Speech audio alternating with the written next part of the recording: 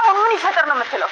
እኔ አሁን ምን ይፈጠር እያልኳት፣ ቢያንስ ግን የወለድሽ ልጅሽ መሆኔን አምነሽ ተቀበይ እያልኩ። ቆይ እሱን መች ካድኩኝ ዳግም? ኧረ እባክሽ በደንብ ነው የካድሽ። እስኪ አንድ ጥያቄ ያንን ሁሉ ጊዜ የልጅነት ዘመኑ የእናትነት ጠረን ናፍቆኝ እንደዛ ሰቃይ ነበር። ንገሪኝ ነበር። አሁን ካደኩኝ በኋላ አይደል እንዴ አባቴ ጉድሽን እንዳያወጣ ፈርተሽ እናትነትሽን ያመንሽው? እሱ ታዩ እንዴት ነው የምንዘልቀው እንደዚህ?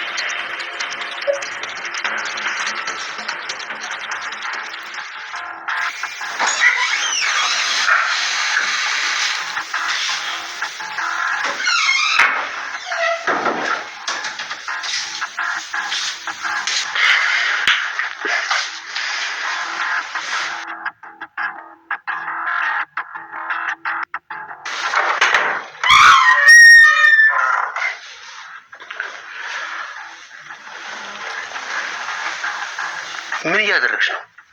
ምን ከሻወር እኮ እየወጣሁ ነበር። አንተ ራስህ ምን ሆነሃል? ልጅቷን እኮ አስደነገጥካት። እና ምንድነው የምትሰሪው እዚህ? ግቢ ወደዛ ልብስሽን ቀይሪ እንጂ።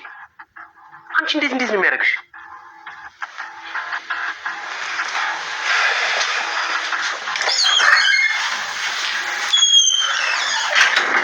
እንዳይደብረሽ። ያ ወንድሜ ትንሽ ቁጥ ስለሆነ ነው። ኧረ አይደብረኝም።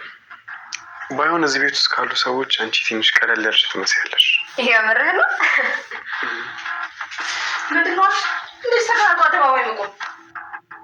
ኤርሚያስ ኑሐሚንን እየተከታተለ መውጫ መግቢያ አሳጥቷታል። አምራንና ናሆም አብረን እንሆናለን ባሉት መሰረት አብረው መሆን እንደማይችሉ የናሆም እናት አሳውቃቸዋለች። የኑሐሚንና ዳግም ግንኙነት ለየት ባለ መልኩ እየቀጠለ ይገኛል። ኤሚ ዳግም ወንድሟ መሆኑን ባለማወቋ ምክንያት ለዳግም ያላት ስሜት እየተቀየረ ይገኛል። ነገር ግን ይህንን ያየው ናሆም በተደጋጋሚ ስነ ስርዓቷን እንድትይዝ እናም ደግሞ እኔ ታላቅ ወንድምሽ ነኝ፣ ስለዚህ እንደ ወንድም ታከብርኛለሽ በማለት ነበረ የመጨረሻ ማስጠንቀቂያውን የሰጣት። ነገር ግን ኤሚ አሁን ላይ ስሜቷ እየተቀየረ ነው። ዳግም ወንድሟ መሆኑን ያወቀች ቀን ግን ምን ሊፈጠር እንደሚችል መገመት እጅግ በጣም ከባድ ነው። እናቷም እንዲሁም ከዚህ ልጅ ላይ አይንሽን ንቀይ አርፈሽ ተቀመጪ ስትል እያስጠነቀቀቻት ትገኛለች። ሰላም ሰላም፣ ውድና የተከበራችሁ የኢትዮጵያ ቤተሰቦቼ እንዴት ናችሁ? ደህና ናችሁ? እኔ እግዚአብሔር ይመስገን በጣም ደህና ነኝ። እንኳን ወደ ቻናሌ በሰላም መጣችሁ እያልኩኝ ለዚህ ዩቲዩብ ቻናል አዲስ ከሆናችሁ ላይክ፣ ሼር፣ ሰብስክራይብ በማድረግ ቤተሰብ ሆኑ። እንዲሁም ደግሞ ሀሳብ አስተያየትም ካላችሁ ኮሜንት ላይ አሳውቁኝ። ለዛሬው ደግሞ ኑሐሚን ፊልምን ክፍል 35 ይዤላችሁ መጥቻለሁ። እስከ ቪዲዮ ፍጻሜ አብራችን ቆዩ።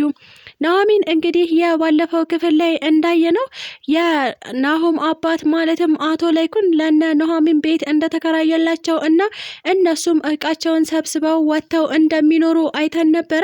ናሆም እና አምራንም እንግዲህ በአምራን ጭቅጭቅ ምክንያት ይቅርታ እንደተደራረጉ እናም ደግሞ አብረን እንኑር እንዳለችው አይተን ነበረ። ነገር ግን ናሆም ላስብበት ማለትም ቤተሰቦቼን ላስፈቅድ እናም ለነሱ ልንገራቸው፣ ስለዚህ እነሱ ከተስማሙ ከኔ ጋር አብረን እንኖራለን በማለት ነበረ የመለሳት። ነገር ግን አምራን ቤተሰቦች ይቅር ካላሉኝ እንኳን አንተ አብረኸኝ ለመኖር ፈቃደኛ አይደለህም ወይ ብላ ብትጠይቀውም እሱ ግን አሁን ላይ በተወዛገበ ስሜት አምራን መረጋጋት አለብን፣ ስለዚህ ተረጋጊ እንዳላት እናውቃለን። እናም እንግዲህ በአምራን ጥያቄ መሰረት ለእናቱ ቢነግራትም ወይዘሮ ዝናሽን በፍጹም አይሆንም፣ ምክንያቱም ይቺ ልጅ አጭበርባሪና አታላይ ነች፣ ስለዚህ ከሷ ጋር አትኖርም ብለው ነበረ። ነገር ግን ናሆም አሁን ላይ አንድ ድል ልሰጣት ይገባል፣ ሰው ፍጹም አይደለም፣ ስለዚህ ተሳስታለች፣ እናም ደግሞ ይቅርታ አድርጌላት አንድ ድል ሰጥቻት ላያት እፈልጋለሁ፣ ምክንያቱም በሆዷ የያዘችው የኔ ልጅ ነው፣ እናም ደግሞ እኔ አምራንን በጣም አፈቅራታለሁ ሲል ነበረ እናቱን ለማሳመን የሞከረው። ናሆም አሁን ላይ አባቱ ድርጅቱን በስሙ አድርጎለት ማለትም የድርጅቱ አስተዳዳሪ እንዲሆን አድርጎታል። እናም ጥሩ ቦታ ላይ ይገኛል። ነገር ግን ይህንን ያየው ዳግም ልጅሽ የአባቱ ድርጅት ላይ እንደተቀጠረ አውቃለሁ፣ እናም እኔም ልጅሽ መሆኔን አትርሺ፣ ስለዚህ የራሴን ድርሻ እፈልጋለሁ ሲል ነበረ እናቱን ያሳቀቃት። እናቱም ዳግም እባክህ እንደዚህ አታድርግ፣ ህይወቴንም አታመሰቃቅለው፣ እናም የሚገባህን እኔ አደርግልሃለሁ፣ ስለዚህ እንደዚህ እያልክ እባክህ ቤተሰቤ ውስጥ ችግር አትፍጠርብኝ ብትለውም ዳግምም በፍጹም እኔም እንደ ወንድሜ ድርጅቱ ላይ መቀጠር አለብኝ፣ ስለዚህ ከድርጅቱ አንደኛውን እንድታስቀጥርኝ እፈልጋለሁ፣ ምክንያቱም እኔ በወንድሜ ማለትም በናሆም ቀንቼበታለሁ ሲል ነበረ የነገራት። ወይዘሮ ዝናሽም አሁን ላይ ድብልቅልቅ ባለ ስሜት እየተወዛገበች ትገኛለች። ምክንያቱም ሚስጥሯ እንዲወጣና ህይወቷ እንዲመሰቃቀል አልፈለገችም። ኑሐሚንም ከአባቷ ጋር እጅግ በጣም ቆንጆና ደስ የሚል ህይወት እየኖረች ትገኛለች። ነገር ግን አንዴ ወይዘሮ ዝናሽ አንዴ ደግሞ ኤርሚያስ እናም ደግሞ ወይዘሮ ገነትም ወደ ቤቷ በመምጣት ሰላሟን እየረበሹት ይገኛሉ። ወይዘሮ ዝናሽንም እንዳመጣጧ አስተናግዳታለች። ኑሐሚን እንዴት እንደሆናችሁ እናም ደግሞ ገንዘቤ ምን ደረጃ ላይ እንደደረሰ የምን ያክል ቤት እንደተከራየላችሁ ለማየት ነው የመጣሁት ብትላትም እባክሽ ወይዘሮ ዝናሽ አርፈሽ ተቀመጪ፣ አይካልሽ ደግሞ በአንድ የስልክ ጥሪ ነው ህይወትሽን እማመሰቃቅለው ሚስጥርሽን የምዘረግፍልሽ ስትል ነበረ ክንፏን ብላ ያባረረቻት። ኤርሚያስም ወደ እሷ ሲመጣ ላይህም ልሰማህም አልፈልግም፣ ምክንያቱም እኔ ጋር የቀረህ ምንም ነገር የለም ስትል ነበረ እሱንም ክንፉን ያለችው። ኤርሚያስም እባክሽ ኑሐሚን ልጄን እያለ ነበረ። እንግዲህ ለልጃችን ስንል አብረን እንሆን ሲል ያስጨነቃት። ኑሐሚንም ይህንን ጭንቀት ለመገላገል ስትል ኤርሚያስ እባክህ ከዚህ በኋላ አታስጨንቀኝ፣ ምክንያቱም ልጅ የሚባል ነገር የለም ስትል ነበረ የኤርሚያስን ቆሌ የገፈፈችው። ምን ለማለት ፈልገሽ ነው? ምንስ አስበሽ ነው ብሎ ቢጠይቃትም ከዚህ በፊት ራሴን ላጠፋ እንደነበረ ታውቃለህ አይደል? እናም የዛ ሰዓት ልጄን ቀድሜ ሸኝቸው ነበረ። ራሴን ለማጥፋት የሞከርኩት እኔ ከልጄ በኋላ ነበር ስትል ነበረ እንግዲህ የኤርሚያስን ቅስም የሰበረችው። እሱም እጅግ በጣም በመናደድ ትቷት ሊወጣ የነበረውን ነገር ግን መኝታ ቤቷ ቆም ብሎ ሲያዳምጥ እሷም ልጄ እባክህ ይቅርታ አድርግልኝ፣ ኤርሚያስን ካጠገቤ ለማራቅ ነው ይህንን ነገር የተጠቀምኩት፣ እናም በፍጹም ልጄን ልጎዳው አልችልም፣ ስለዚህ ይቅር በለኝ፣ ለአሰብኩት ሀሳብ እንኳን ይቅርታ አድርግልኝ ስትል የሰማት ኤርሚያስም ኑሐሚን ሰምቼሻለሁ፣ እንዲህ ነው ማለት ነው በማለት ነበረ እንግዲህ ለራሱ ሀሳቡን ሰብሰብ አድርጎ የሄደው። ወይዘሮ ገነትን በመጣች ሰዓት ምን ፈልገሽ መጣሽ? ምንስ ልታደርጊ ነው የመጣሽው? ስትል ኑሐሚን እሷንም እንዲሁ በጥያቄ አፋጣታለች። ወይዘሮ ገነትም አባትሽን ፈልጌ ነው የመጣሁት፣ ማለትም የትዳር አጋሬን ተሰማን ፈልጌ ነው የመጣሁት፣ እንዴት እንደሆነ ስለ ጤንነቱ ልጠይቀው ነው፣ እናም ደግሞ እዚህ ቤት አብረን እንኑር ልለው ነው የመጣሁት ስትል ብትጠይቃትም ኑሐሚን ግን በፍጹም እንዳታስቢው ገነት፣ ከዚህ በፊት ያደረግሽኝን ወይም ደግሞ የጣልሽብኝን ጠባሳ በፍጹም አረሳውም፣ ስለዚህ አንቺ በድጋሚ ከኔና ከአባቴ ጋር የመኖር እድል የለሽም፣ እድልሽን ጨርሰሻል፣ ስለዚህ ከዚህ በኋላ አጠገባችን እንዳደርሺ ስትል ነበረ እሷንም ክንፏን ያለቻት። እናም ወይዘሮ ገነት አሁን አባትሽ የት ነው ስትል ጠይቃትም አባዬ ያለው ሆስፒታል ነው፣ እናም አሁን አይመለስም፣ ስለዚህ ላይሽም ሆነ ሊሰማሽ ስለማልፈልግ ቀጥ ብለሽ ከቤቴ ውጭልኝ ብላ ነበረ አከናፍራ ያስወጣቻት። ኑሐሚን አሁን ላይ ነገሮችን እንዳመጣጣቸው እያስተናገደች ትገኛለች። እናም ሁሉንም ክንፋቸውን ብላ አባራቸዋለች።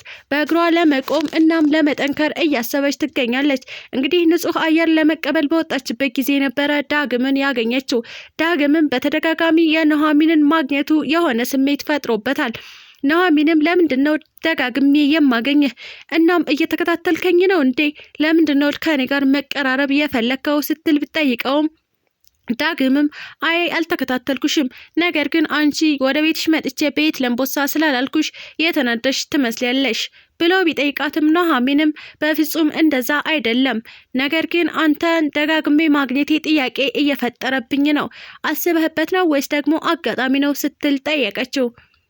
ኤሚም የዳግምን ወንድሟ መሆኑን አለማወቋ ጫና እየፈጠረባት ይገኛል። እሱም ምንድነው በተደጋጋሚ ዳግምን ለማማለል እየሞከረች ትገኛለች።